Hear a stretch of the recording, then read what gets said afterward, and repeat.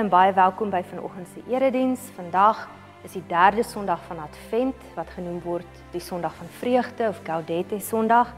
En dit is my voorreg om vanoggend ook weer by julle te wees. Ek wil ons aanvangswoord vir ons lees uit Psalm 98. En dis toevallig ook die Psalm wat in die lirieke of die beruiming van Joy to the World wat later in die diens sal speel gebruik word. Ek lees vir ons die eerste 3 verse. 'n Psalm sing vir die Here 'n nuwe lied, want hy het wonders gedoen. Sy regterhand, sy heilige arm het hom bygestaan. Die Here het sy verlossing bekend gemaak. Voor die oë van die nasies het hy sy geregtigheid geopenbaar. Hy het sy troue liefde, sy getrouheid teenoor die huis van Israel onthou. Al die uithoeke van die aarde het die verlossing deur ons God gesien. Tot sover en met hierdie woorde, wees gegroet en wees welkom. Ons is in 'n tyd van vreugde, die tyd van Advent, die oploop na Kerstyd en Kersfees. En ek dink die teksgedeelte wat ons vandag saam gaan lees, gaan iets hiervan verwoord. Ons moontlik ook herinner aan wat die bron van ons vreugde, die aard van ons Christelike vreugde is. Ek steek vir ons die 3de Adventskers vanoggend aan. Dit is die Pinkkers, die kers van vreugde. Julle sal sien dat die Christuskers en die eerste 2 Adventskerse reeds aangesteek is.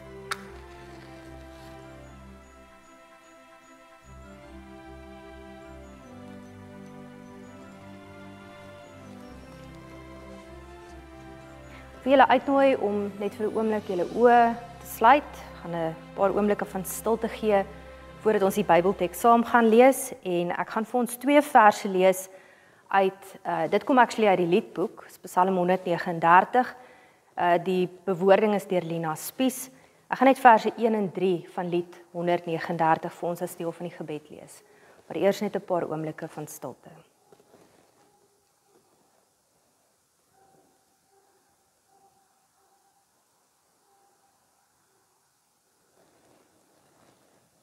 O Here, U ken my volkome, U sien tot in my wesensgrond. U toets my hart, lees my gedagte, voor daar 'n woord kom uit my mond. Waar ek my ook al wend of keer, U is voortdurend by my Heer. Ook was ek nooit vir U verborge, maar altyd voor U oop en bloot. U het my meesterlik geskape, in die geheime moederskoot. U sluit vanaf my vrug begin, my met U troue liefde in. Amen.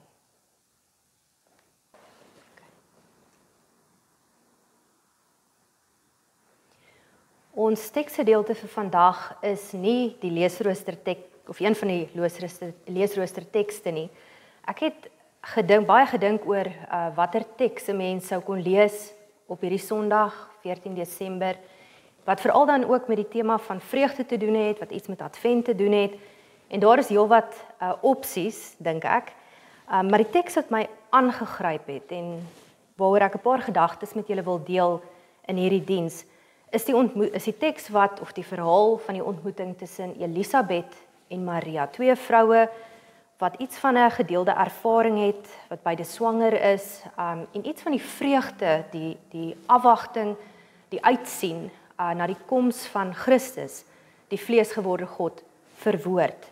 Ek lees vir ons uit die 2020 vertaling, en ons teksgedeelte is Lukas hoofstuk 1, verse 39 tot 45. Die opskrif daar is Maria se besoek aan Elisabeth. In daardie tyd het Maria gereed gemaak en haastig na die bergstreek vertrek, na 'n dorp in Juda. Sy het Sagaria se huis binne gegaan en Elisabeth gegroet. Toe Elisabeth Maria se begroeting hoor, het die kindjie in haar moederskoot van vreugde gespring. Sy is met die Heilige Gees vervul en het hardop uitgeroep: Geseënd is jy onder die vroue, geseënd is die vrug van jou moederskoot. Wie is ek, dat die moeder van die Here na my toe kom? Kyk, net toe ek jou groet hoor, het die kindjie in my moederskoot van uitbundige blydskap opgespring. En gelukkig is sy wat geglo het dat die Here se beloftes aan haar vervul sou word. Tot sover. Nou soos ek genoem het, ek dink vandag op die Adventsondag van vreugde, is hierdie moontlik 'n teksgedeelte, iets van die dinamika tussen die vroue, die manier hoe hulle die goeie nuus van die evangelie verwoord, wat ons dalk kan herinner aan die kuns van om met vreugde te leef, maar ook herinner aan die bron van ons vreugde. Wat is die bron van ons vreugde? Een van die persone wat 'n kommentaar skryf oor die Lukas Evangelie, skryf dat ons hier te doen het met 'n atmosfeer van vreugde. Dit is die een evangelie waar dit baie duidelik is, amper tasbaar is.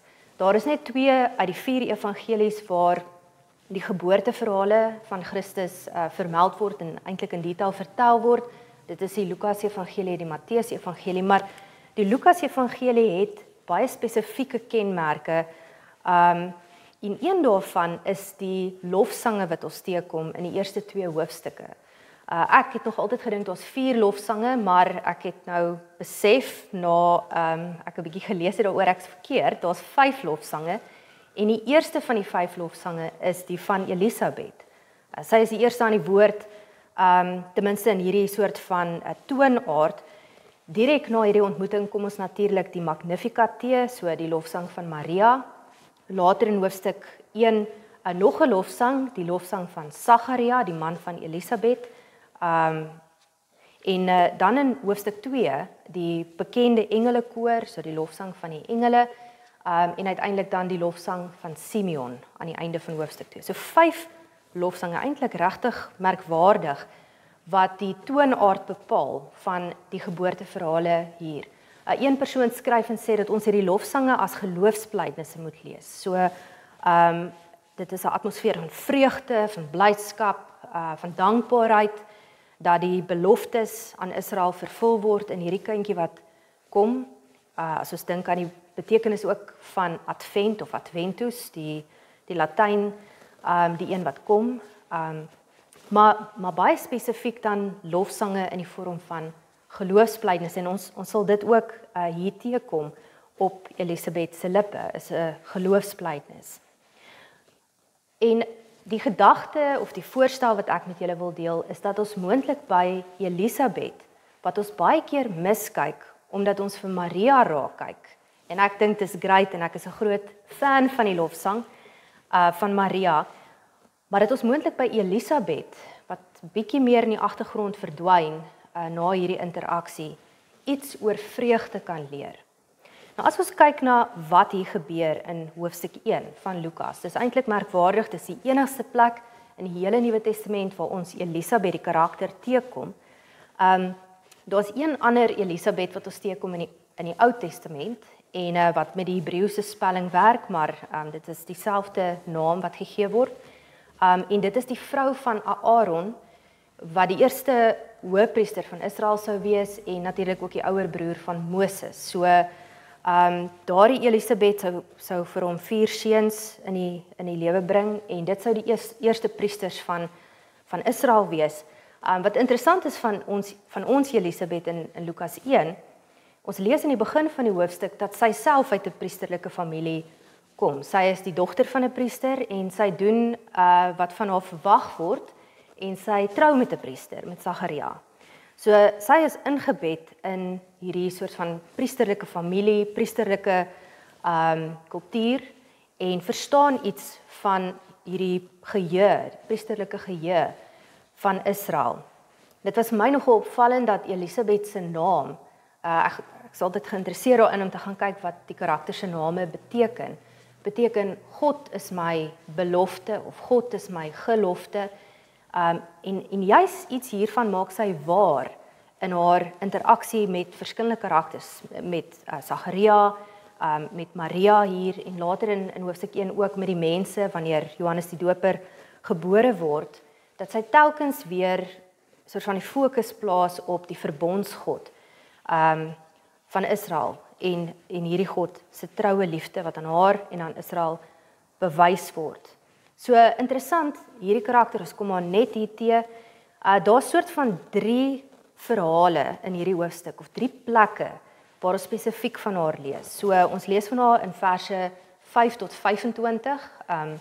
En ek gaan nie te veel daarop fokus nie, maar dit is waar hulle die nuus ontvang en die aankondiging, die soort van goddelike aankondiging dat Johannes die Doper gebore gaan word. Dit sê wat 'n ou vrou is, sê die Grieks. En in die Grieks word daar eintlik maar gesê dis 'n geriatric pregnancy. Dat sy 'n seun gaan baar. Nou daardie nuus is natuurlik op 'n manier behoort met ons te resoneer. Dit behoort vir ons bekend te klink want daar's heelwat van die vroue in die Ou Testament van wie ons presies hierdie soort van selfde patroon of hierdie selfde ontwikkeling lees. Ons kan maar net dink aan byvoorbeeld Sara wat op 'n soortgelyke wyse swanger word en 'n kind in die lewe bring. En daar's ook ander voorbeelde, so byvoorbeeld die ma van Samson, maar ook talle ander voorbeelde. So baie duidelike ooreenkoms en 'n soort van oproep van die Ou Testament en van Israel se verbondstradisies in hierdie verhaal van Elisabet. So hier in verse 5 tot 25 lees ons van hierdie merkwaardige aankondiging en Sagaria se ongeloof. Ons lees dat hy stom word omdat hy sy twyfel uitspreek en ek het nogal baie simpatie met hom. Ek wonder hoeveel mense sou maar net gesê het, okay. Maar in elk geval dit is wat daar gebeur. Heel ander soort van plek waar ons van haar lees, die derde soort van plek waar ons van haar lees in die Lukas Evangelie is na die einde van hierdie hoofstuk in verse 57 tot 66. En dit is waar Johannes die Doper gebore word. Daar vind ons Sagaria se lofsang. Maar tussen hierdie 2 perikope, so aan die begin waar Johannes die Doper se gebore of se dat hy gebore gaan word, aangekondig word en die verskillende mense se reaksies daarop.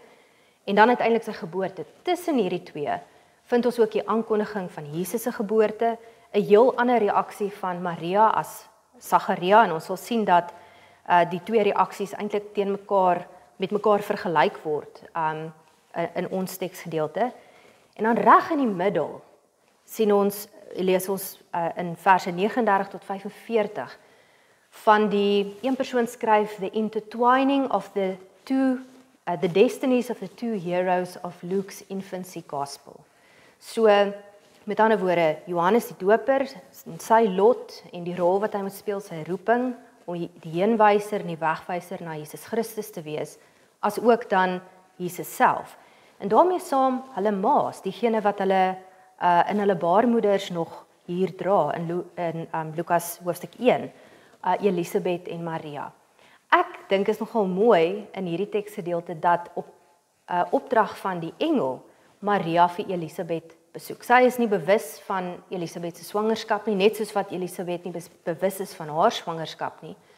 Maar op 'n manier word daar 'n ondersteuningsnetwerk, dink ek, bewerkstellig. Hier is iets wat gebeur wanneer hierdie 2 vroue bymekaar kom. Hulle is hier om mekaar te bemoedig.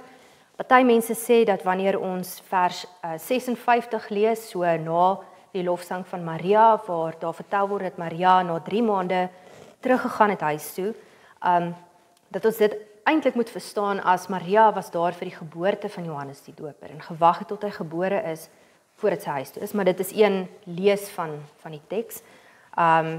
Maar baie opvallend, die nabyheid, die ondersteuning van hierdie 2 vroue aan mekaar, die gedeelde vreugde, die gun van vreugde en geluk en seën aan mekaar. En ek dink iets daarvan verwoord iets van hoe die evangelie dink oor vreugde, hoe ons met mekaar se vreugdes en wanneer daar goeie goed met ons gebeur, moet omgaan, maar nog dieper is dit. En dit is eintlik die, dink ek, belangrike punt hier, wat die bron van ons vreugde is. So baie interessant hierdie karakter Elisabet en sy verdwyn eintlik maar van die scene af na hierdie hoofstuk. Wat ek dink ook belangrik is om in te sien dat sy hierna nie eintlik meer 'n stem het nie. So ons sou kon vra, wie is Elisabet? Ek het reeds verwys na die betekenis van haar naam, dat sy vanuit 'n priesterlike familielyn kom, miskien selfs 'n soort van priesterlike rol self hier speel, hoewel sy natuurlik nie 'n priester sou kon wees as 'n vrou van haar tyd nie, definitief 'n profetiese figuur. Wanneer sy vervul word met die Heilige Gees, lees ons dat sy 'n reeks saligsprekinge uitspreek teenoor Maria.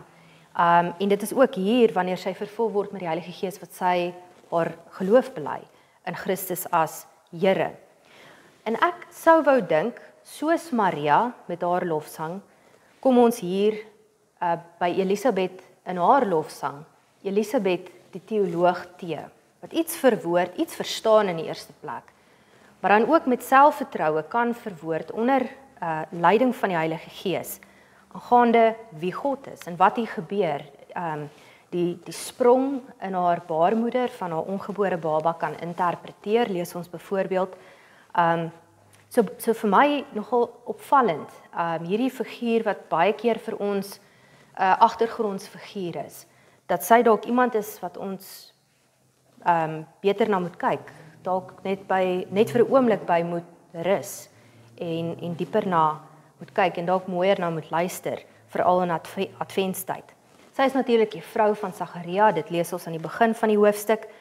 Ons lees dat sy 'n ma gaan wees en aan die einde van die hoofstuk 'n ma is van Johannes die Doper.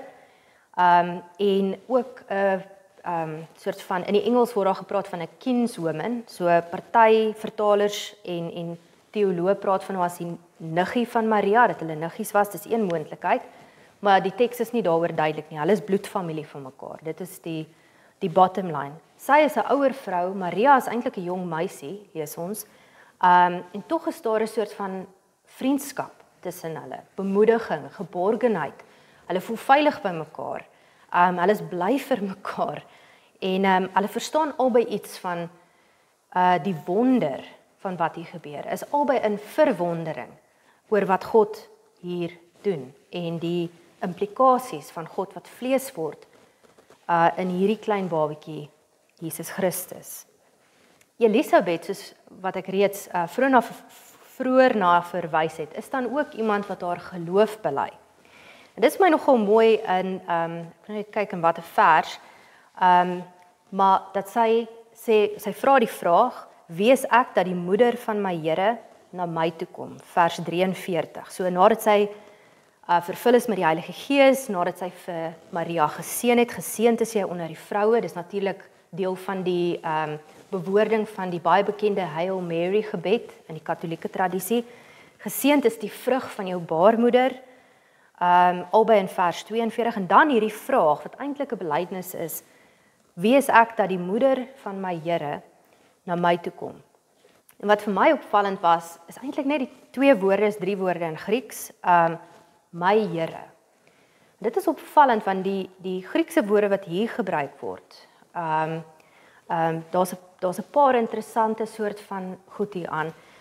Een daarvan is natuurlik dat die Griekse woord Kyrios baie gereeld in die Lukas Evangelie vir Jesus gebruik word. Nou, ek meen, daar's mense wat daaroor skryf dat eintlik was die enigste Kyrios die keiser, so dit was die hoogste politieke loyaliteit wat daar moes wees, anders is mens gesien as 'n soort van rebel en 'n onstabiele politiese opruier, so onstabiele invloed.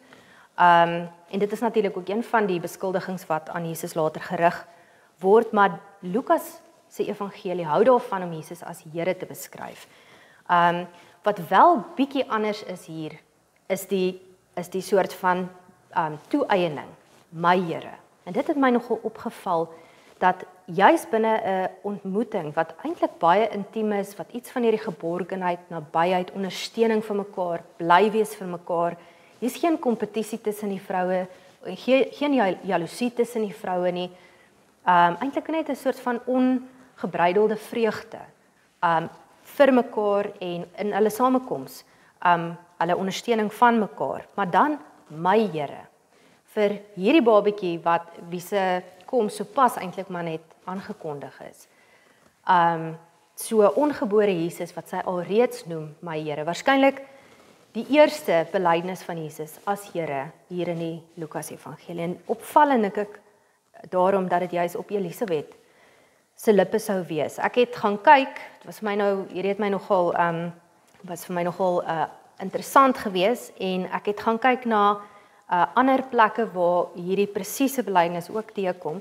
En die enigste ander plek wat ek kon raak sien en dalk het ek iets gemis, maar was dat dit die karakter Thomas is.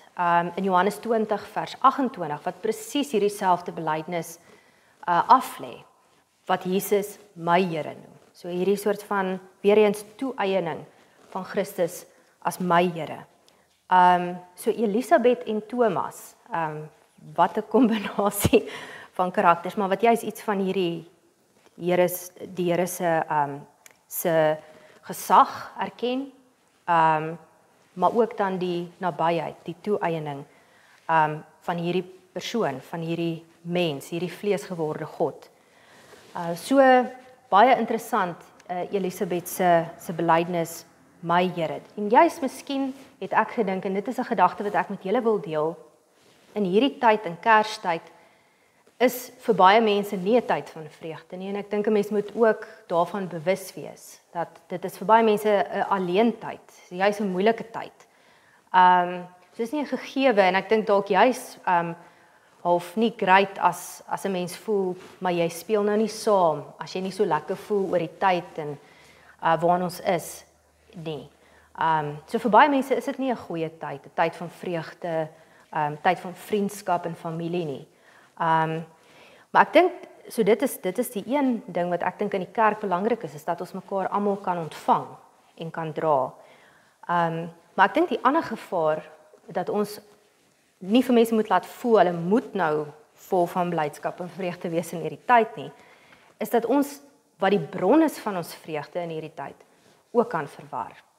So vir baie mense is dit 'n tyd van vreugde. Ek dink as vir mense wat klein kindertjies in die huis het of gehad het, is dit amper aansteeklik, hierdie idee van persente, die tyd van 'n somer, wat 'n voorreg om 'n somerkersfees te kan vier, om te kan gaan swem, om in die son te wees, om 'n soort van kortbroeke te kan dra. Dit is alles, dit is vir my 'n bron van vreugde, maar dit kan alles ons beter ook laat voel en met blydskap laat leef.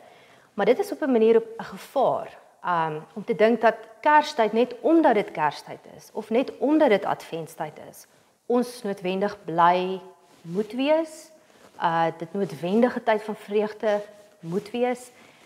En ek dink wat hier gebeur, juis op 'n positiewe manier, herinner Elisabeth ons daaraan dat die diepste bron van ons vreugde juis daarin lê dat Jesus Christus Here is. Dit is die een kant, en met ander woorde dat daar niks is wat ons kan skei van hierdie Here, wat in elk geval Here is oor alles en almal, dat daar geen duimbreedte is oor wie Christus nie uitroep myne nie, sou een teoloog dit beskryf, dat dit 'n troos is, dat ons ondervang word, dat ons gedra word. Maar dan 'n soort van tweede deel aan hierdie troos, is dat dit is my Here. Dat hierdie 'n Here is wat besorgd is oor ons welwese. En dit is tog op 'n manier ook, dink ek, waaroor die evangelies gaan. Is dit gaan oor ons verlossing. Dit gaan oor ons well-being. Baie meer net as ons vreugde of ons blydskap of ons geluk wat soms bietjie oppervlakkig kan wees.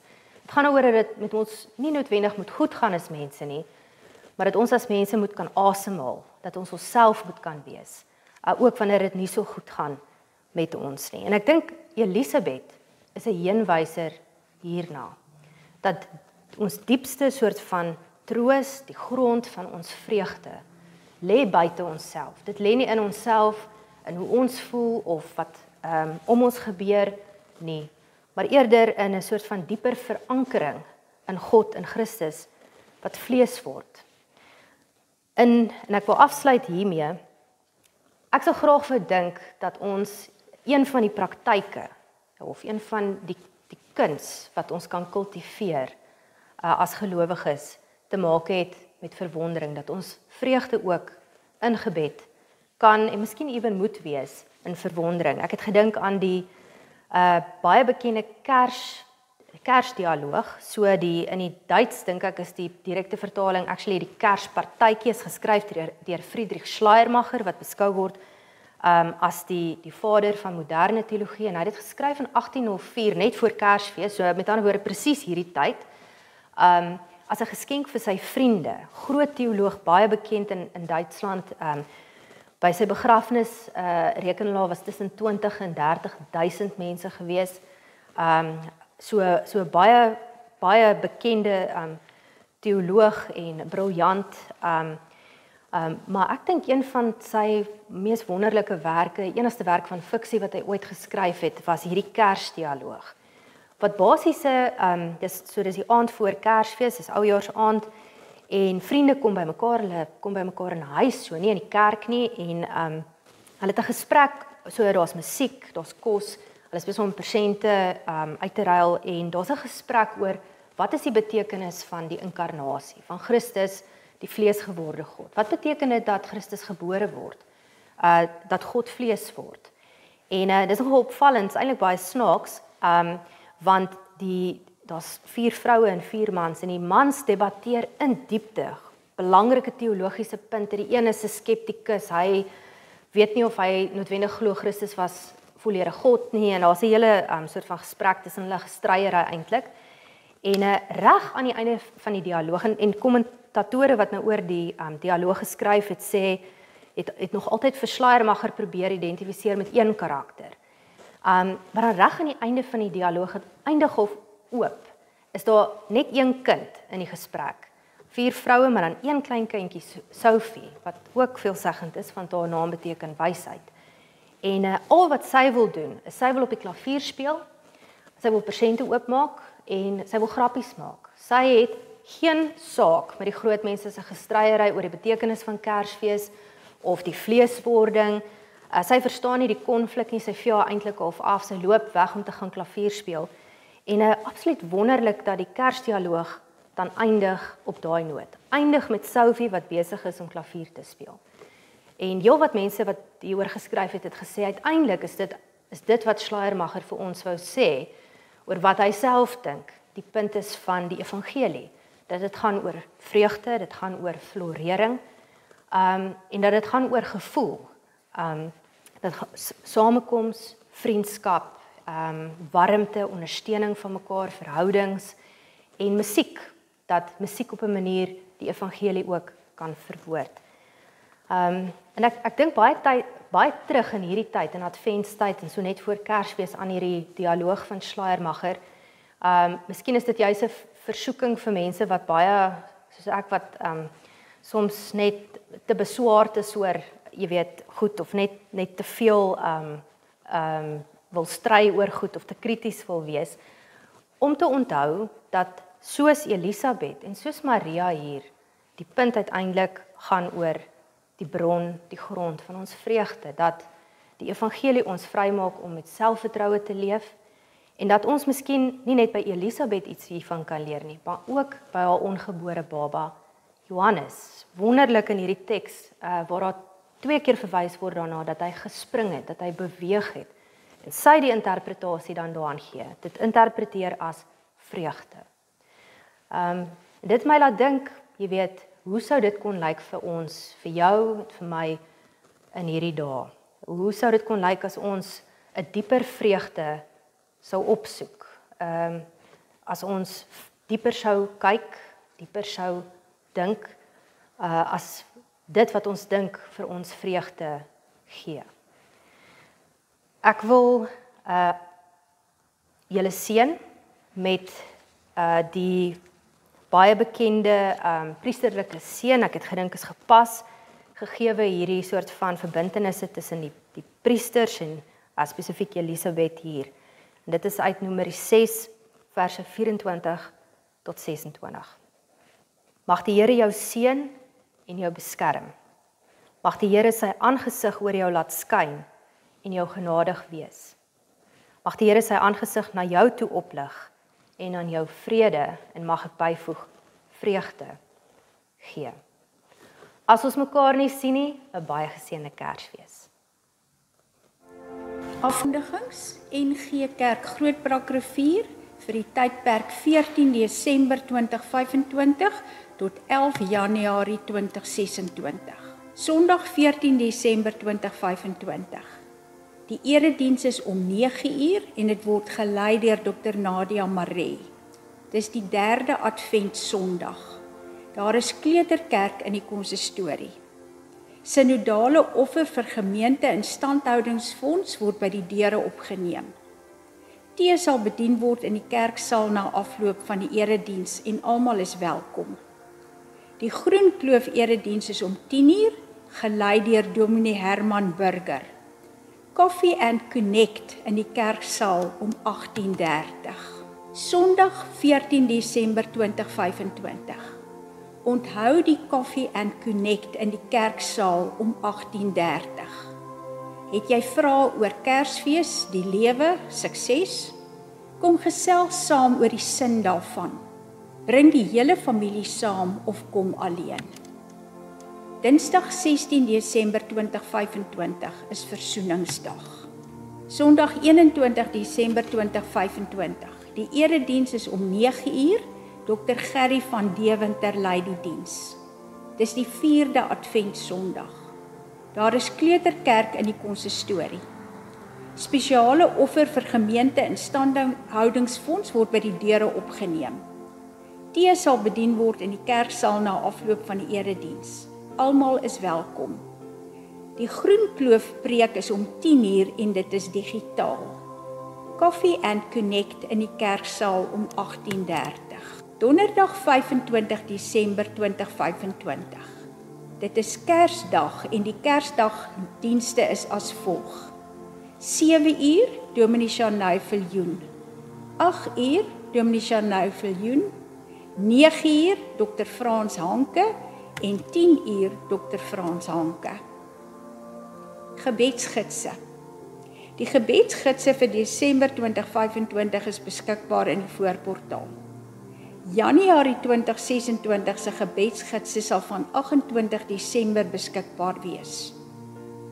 Die gebedsgidse, dankofferkoeverte, kerkbode en gemeentebriewe is ook by die traliehek van die kerkkantoor beskikbaar. Bybelblokkerraai. Bybelblokkerraai en Bybelwoordsoek antwoorde vir nommer 29, as ook die bonusblokkerraaie B1 en B2 tesame met hulle antwoorde is beskikbaar in die voorportaal en by die traliehek van die kerkkantoor.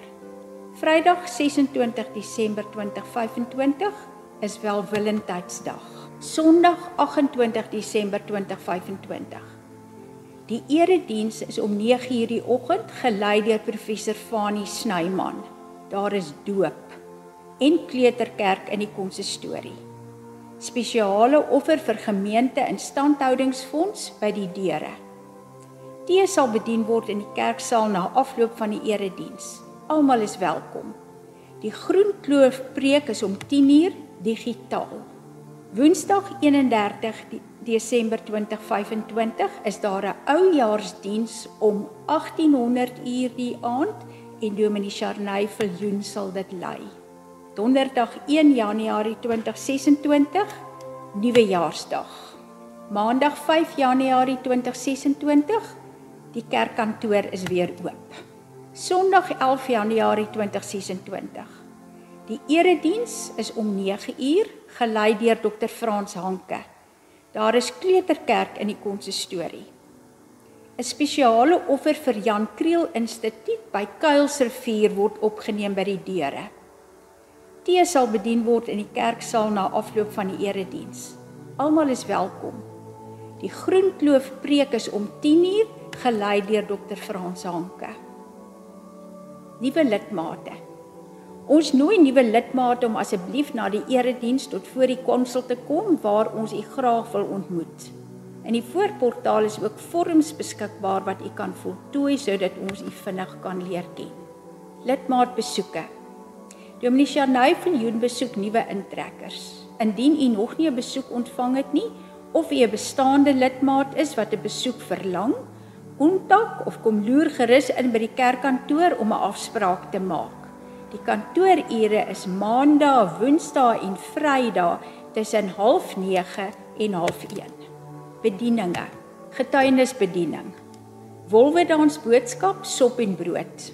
Ons wil aan elkeen 'n baie geseënde Christusfees saam met familie en vriende toewens. En mag 2026 vir elke geroepende en gestuurde volgeling van Jesus 'n uiters suksesvolle jaar wees. Geniet die rustyd en ons begin weer met al ons aktiwiteite op 14 Januarie 2026. En tot dan, Shalom. Behoeftes vir getuienisprojekte. Daar is 'n deurlopende behoefte aan wol. Daar is 'n spesifieke behoefte van een van ons flikste ouma helpers in Wolwedans vir 'n tweedehandse yskas en 'n 2-plaat stofie. Skenkings kan asseblief by die kerkkantoor afgegee word of kontak vir Alicia op 084 783 1308 om vervoer te reël. Ons waardeer die oop harte en hande opreg. Omgee bediening. Indien u bewus is van iemand met nood, siekte of wat eensaam is en hulp benodig, kontak u kerkraadslid of die kerkkantoor. Ons wil gemeentelede kans gee om prakties betrokke te raak.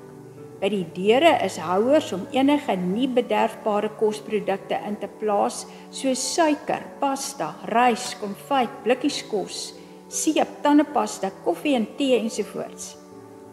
Indien u by die omgee bediening betrokke wil raak, kontak vir Corrie Pieters op 082 327 9527. Gevulde koffieflesse vir Kersfees kospakkies. Ons is gevul met dankbaarheid en verwondering vir 'n fantastiese samewerkende en ondersteunende gemeente. Baie dankie vir elke koffiefles wat gevul is. Daar gaan baie dankbare harte wees. Die ondersteuningsgroep. Ons groep is 'n klompie toegewyde lidmate wat maandeliks bymekaar kom, bymekaar leer en vir mekaar ondersteuning bied. Die doel is om uit te gaan as geroepenes na mense in ons gemeente en om na die gemeenskap uit te reik. Ons doen dit deur rygeleenthede vir doktersafsprake, hospitaalbesoeke en dies meer. Ons help met inkopies. Ondersteun deur daar te wees tydens moeilike omstandighede. Deur uit te reik na die mense om die toenemende probleem van alleen wees en eensaamheid te verlig. Die kontakpersone daar is Rihanna Briers by 081 039 8853 of Riet Jansen van Rensburg by 082 928 9625. Wees waaksaam en bid gedurig vir al die gelowiges. Bid ook vir my dat wanneer ek preek, God my die woorde gee dat ek die geheimenis van die evangelie met vrymoedigheid kan bekend maak. Ons gebed vir die week vir FEBA is dat ons sal bid vir die direkteur Shazad en die FEBA Pakistan span, waar hulle die geskenk van die evangelie hierdie Kerstyd met moslim luisteraars gaan deel. Ons webwerf se adres is nggrootbrak.co.za. By die datum 14 Desember 2025 is die volgende inligting te kry. 1. Erediensbediening. Die skakel na die YouTube erediens van 14 Desember, gelei deur Dr. Nadia Maree, is beskikbaar. 2. Getuienisbediening. Daar is nuus van Lenet se terugkeer na Madagaskar. 3. Bybelstudiereeks. Lees meer oor die betekenis van die Adventtydperk in die kerkjaar, wat reeds in die 3de week is. Die skep asem vir vandag, 'n verfrissende begin vir elke dag. En ook die weeklikse stof tot nadenke se tema is die lig van Christus. Die weeklikse afkondigings en ander opkomende aktiwiteite en eredienstye vir die vakansie is ook op die webtuiste te vind, indien u wil seker maak van enigiets. Ons leraars is Dominee Sharnay Viljoen, Dominee Dani Goosen.